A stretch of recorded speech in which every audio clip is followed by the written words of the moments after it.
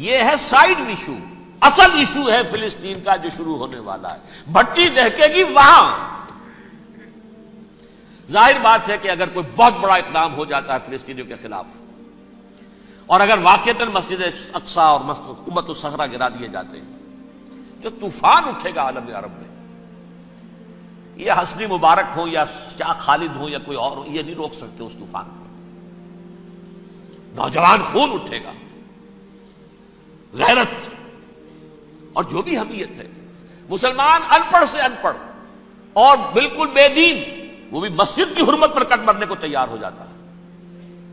مسجد تو بنا دی شب بھر میں ایمان کی حرارت والوں نے، من اپنا پرانا پاپی ہے، برسوں میں نمازی بن نہ سکا. وہ چاہے کانپور کی مسجد سے مسلمانوں نے جانے دی ہیں، چاہے وہ شہید گنج کی مسجد کی مسلمانوں نے جانے دی ہیں، چاہے نماز نہ پڑھتے ہو، لیکن یہ جو حرمت اور یہ جو حمیت اور یہ غیرت ہے، اس سے جو طوفان اٹھے گا یہ ہوگا اس ملحمۃ العظمی، اس کی طرف پیش رفت ہو رہی. کتاب الملاحم سے احادیث کے حوالے سے کہ جن جنگوں کا حوالہ دیا حضور نے، پیشن گوئی کی ہے، اس کا نقطہ آغاز تھا خلیج کی جنگ. صدام حسین نے اسے کہا تھا یہ مدر آف وارز ہے، ام المحارب، یہ ایک جنگ نہیں ہے. اس کا نقشہ بھی حدیث میں موجود ہے، پیشن گوئی موجود تھی، اس وقت بھی ہم نے شائع کی تھی. لیکن اس میں جو جنگ اب ہونے والی وہ الملحمۃ العظمی. ملحمہ کسے کہتے ہیں؟ لحم گوشت کو کہتے ہیں، اور قصائی کی دکان کو عربی میں ملحم کہتے ہیں، جہاں گوشت کے ٹکڑے کیے جاتے ہیں. آج کل مشینوں سے ہوتے ہیں، اب جو ہے وہ ہاتھ سے چھریوں سے نہیں ہوتے، لیکن ٹکڑے ہو رہے ہوتے ہیں، جسموں کے چیتھڑے اڑ رہے ہوتے ہیں. ملحمہ وہ ملحمہ ہے جس کو کہ حضور نے حضرت معاذ بن جبل رضی اللہ تعالیٰ عنہ کی روایت ہے، اس میں سے جو ابو داؤد میں روایت آئی ہے اس میں الملحمۃ العظمی، عظمی مؤنث ہے اعظم کا. آپ کہتے ہیں جنگ عظیم اول، جنگ عظیم دوم. عظیم کا باپ ہو گیا اعظم، سب سے بڑا، اور اس کا مؤنث ہے سب سے بڑی، عظمی. الملحمۃ العظمی، سب سے بڑی لڑائی. میرے نزدیک یہ وار کے معنی میں نہیں ہے، بیٹل کے معنی میں. انگریزی میں یہ دو لفظ علیحدہ ہے، وار، بیٹل. وار سالوں کو محیط ہوتی ہے، بیٹل کسی ایک خاص جگہ پر جو لڑائی ہوتی ہے اس کو کہتے ہیں. حضور کے اور قریش کے درمیان 6 سالہ وار تھی، جنگ تھی. لیکن battles, battle of Uhud, battle of Badr, یہ بیٹلز تھی، لڑائیاں تھیں. تو عظیم ترین جنگ شاید اس اعتبار سے نہ ہو جیسے کہ ورلڈ وار 1 اور ورلڈ وار 2، یعنی اس کی وسعت کا اتنا معاملہ نہیں اور طوالت کا نہیں. لیکن جو لڑائی جو ہے بیٹل ہونی ہے، جس کو کہ یہ لوگ، یا چونکہ میں نے کہا تھا شروع میں کہ سرما ہے میری آنکھ کا خاک حجاز و ہول قدس، نیو ٹیسٹمنٹ کی آخری کتاب ہے the book of revelation, revelation of saint John. اس میں آرمگڈون کہا گیا ہے اسے. ہر مجدون، یہ عبرانی لفظ ہے، ہر کہتے ہیں اونچی جگہ کو، سطح مرتفع. مجدون میگیڈو، میگیڈو ایک وادی ہے، مرتفع، وادی مرتفع. یہ ہے واقع لبنان، اسرائیل اور شام کے درمیان جو ٹکڑا، جو ٹرائنگل بنتی ہے، یہ ہے یہاں پر بڑی جنگ لڑی جائے گی. اور یہ جنگ جنگ صلیب ہوگی، جو کہا ہے بش نے، یہ جنگ صلیب. سیکنڈ ملینیم شروع ہوئی تھی تو پہلی صلیبی جنگ ہوئی تھی، تھرڈ ملینیم شروع ہوا ہے، یہ سیکنڈ صلیبی جنگ ہے، یہ کروسیڈ ہے. اور میں اس مرتبہ امریکہ گیا تھا تو پہلی مرتبہ مجھے وہاں ایک رسالہ ملا ٹرمپٹ نام کا. یہ امریکہ کے جو بہت ایکسٹریمسٹ قسم کے پروٹیسٹنٹس ہیں، یہ ان کا رسالہ ہے. اور ان کے بارے میں اب کہا جا رہا ہے وہ کرسچین زائنسٹ ہیں. آپ شاید پہلی مرتبہ یہ لفظ سن رہے ہو. زائنسٹ تو ہم سمجھتے ہیں یہودیوں کو، کرسچین زائنسٹ وہ ہیں جو ہیں تو عیسائی پروٹیسٹنٹس ہیں، لیکن اسرائیل کے وہ حمایتی یہودیوں سے بڑھ کر ہیں. یہ میری کسی پہلی تقریر میں شاید بہت سے حضرات کو یاد آ جائے، میں نے کہا تھا 4 سال پہلے ہمارا تنظیم اسلامی کا ایک کنونشن ہوا تھا ہوسٹن میں، امریکہ کا جنوبی علاقے کا شہر ہے. ایک سیشن اس میں ہم نے رکھا تھا انٹرفیتھ. ایک عیسائی کو بلایا تھا، ایک یہودی بہت بڑا وہاں کا عالم ہے اس کو بلایا تھا. اس یہودی عالم نے ڈاکٹر وشوگراڈ، جو وہاں کی یونیورسٹی میں پروفیسر ایمیریٹس ہے، اس نے کہا تھا کہ یہ اسرائیل کی تو سپورٹ کر رہے ہیں عیسائی، ہم تو نہیں کر رہے۔ جو پریکٹسنگ یہودی ہیں وہ زیادہ اسرائیل کے حق میں نہیں تھے، یہ تو سن 67 کے بعد انہوں نے اسرائیل کو تسلیم کیا ہے۔ وہ تو منتظر تھے کہ ہمارا مسیحا آئے گا تو اس کی قیادت میں جنگ کریں گے، جیسے شیعہ منتظر تھے کہ مہدی موعود آئیں گے تو پھر ہم کچھ کریں گے۔ وہ امام خمینی نے کہا بھائی جب وہ آئیں گے آ جائیں گے، لیکن ہم کچھ راستہ کے لیے۔ زائنسٹ نے آگے بڑھ کر ریاست قائم کر لی، اور جب یروشلم پر بھی پورا قبضہ کر لیا، تب جو ہے در حقیقت مذہبی یہودی جو ہے پھر انہوں نے اپنایا ہے، اون کیا ہے، اور نئے سیٹلمنٹس جو بھی بنے ہیں وہاں پر اسرائیل میں، اس میں اکثر و بیشتر مذہبی یہودی آیا، اور بروکلن کے علاقے سے سب سے بڑھ کر آئے ہیں، جو امریکہ میں نیو یارک کا ایک جنوبی علاقہ ہے، بہت بڑا یہودیوں کا بہت بڑا گڑھ ہے۔ نیو یارک کو جیو یارک بھی کہا جاتا ہے، وہ تو اصل میں مرکز جو ہے وہ تو یہودیوں کا ہے۔ اس حوالے سے وہاں پر جو کرسچن زائنسٹ کہلاتے ہیں وہ اسرائیل کے یہودیوں سے بھی بڑھ کر کہیں سپورٹر ہیں۔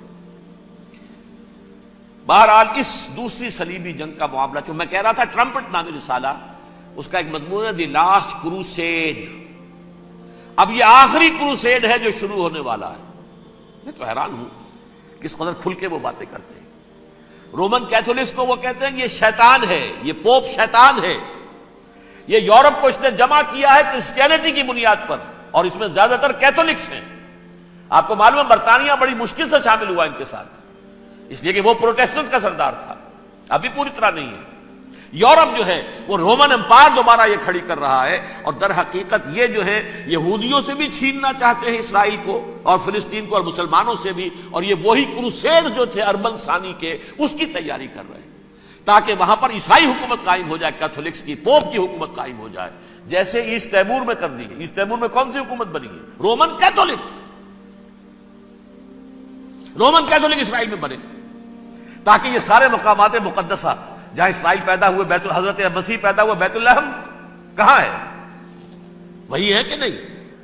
جہاں سے ریزریکشن ہوا ان کے خیال میں وہ کہاں ہے؟ وہیں پر ہے کہ نہیں؟ بڑے بڑے گرجے ان کے وہی ہیں۔ تو اس اعتبار سے ان کا کہنا یہ ہے یہ لاسٹ کروسیڈ کی تیاری ہو رہی ہے، یہ کیفور، اور ان کا کہنا یہ ہے کہ یہ پوری طاقت نیٹو کی جو ہے، یہ پہلے جرمنی سے لائی گئی بوسنیا، انہوں نے خود وہاں جنگ کروائی، انہوں نے خود وہاں پر ایتھنک کلینسنگ کروائی، پھر خود مصالحت کے لیے آ گئے، پھر کوسوو میں انہوں نے خود آگ بھڑکائی۔ یہ میں نہیں کہہ رہا، یہ وہ ٹرمپٹ رسالہ امریکہ سے چھپنے والا پروٹیسٹنٹس کا رسالہ ہے جو یہ کہہ رہا ہے۔ پھر انہوں نے کوسوو کے اندر کروایا، اور پھر وہ وہاں پر پیس فورس کی حیثیت سے آ گئے۔ اب وہ میسیڈونیا میں کروا رہے ہیں اور وہاں داخل ہو گئے ہیں۔ اگلا قدم ان کا سائپرس ہوگا، سائپرس میں ترکوں کو اور وہ گریکس کو لڑائیں گے اور وہاں آ جائیں گے، وہاں سے ایک چھلانگ لگائیں گے اور یہ فلسطین میں پہنچیں گے، اور یہ وہاں پر ایک رومن امپائر، اپنی پرانی رومن امپائر کی طرح کی رومن کیتھولک ریاست قائم کرنا چاہتے ہیں۔ تو وہاں امریکہ کے عیسائیوں میں بھی کوئی ایک طبقہ نہیں ہے، کیتھولکس بھی ہے، کیتھولکس زیادہ نہیں ہے ہمدرد، لیکن اب تابع ہو چکے ہیں۔ اسحاق ریبین نے جب یہ پیس ٹاک شروع ہوئی تھی، آپ کو یاد ہوگا شاید، کہ جب وہ آیا تھا واشنگٹن سے واپس فلسطین اسرائیل، تو پہلے روم میں رکا for an audience with the Pope, اور پوپ کو اس نے ایک مرتبان سا پیش کیا تھا، حضرت سلیمان علیہ السلام کے زمانے کا مرتبان، اور کہا تھا دیکھیے 3000 برس تک ہم نے اس کی حفاظت کی ہے، اب یہ میں آپ کے حوالے کر رہا ہوں۔ اس کے بعد سے پوپ جو ہے بالکل رام ہو گیا، اور وہ عیسائیوں کے ساتھ اور یہودیوں کے ساتھ ان کا پورا معاہدہ ہو۔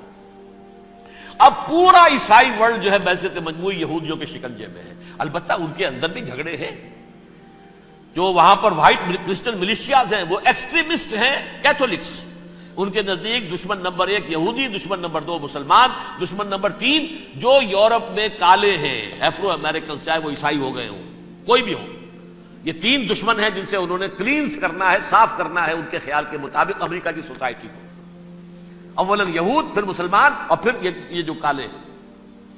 لیکن دوسری طرف پروٹیسٹنٹس کے اندر ایکسٹریمسٹ وہ ہیں جنہیں کہا جا رہا ہے یہ کرسچین زائنسٹ ہیں، یہ اسرائیل سے بڑھ کر سپورٹرز ہیں۔